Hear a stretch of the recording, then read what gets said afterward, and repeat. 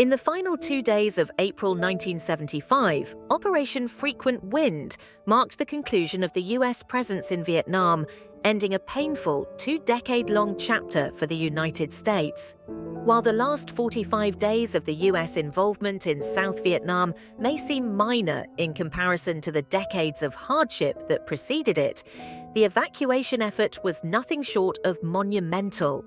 With mounting pressure, the U.S. Embassy in Saigon and its Defense Attaché Office, DAO, worked tirelessly to plan, prepare, and execute the final evacuation of South Vietnam.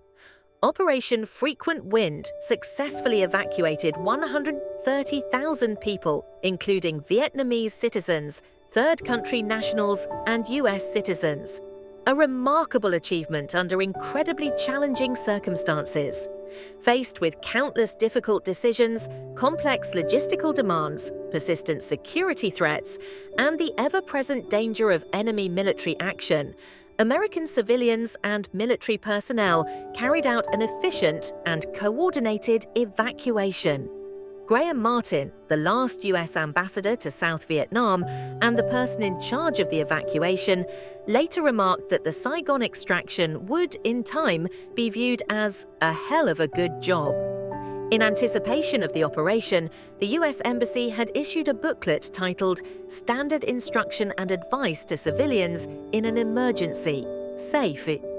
The booklet included a map of Saigon, detailing pickup points for citizens upon the official signal.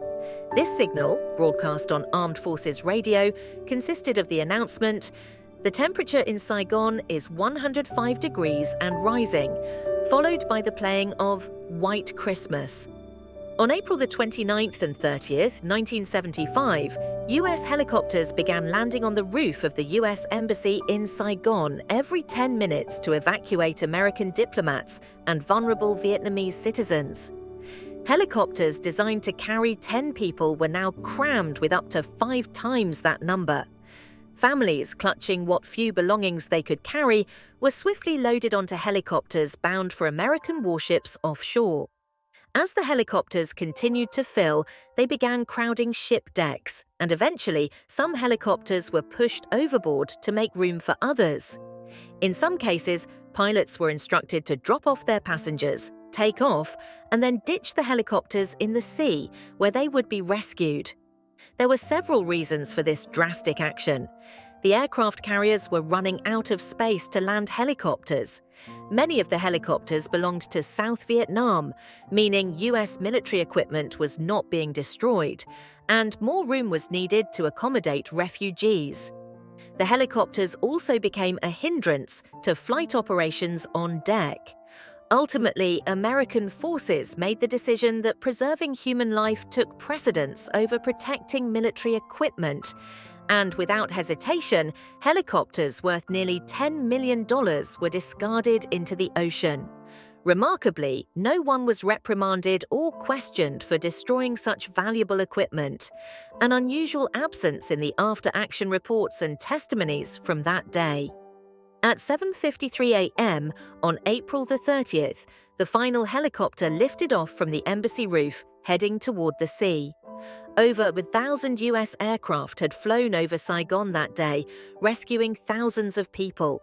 Just hours later, North Vietnamese tanks stormed the gates of the presidential palace, signaling the official end of the war.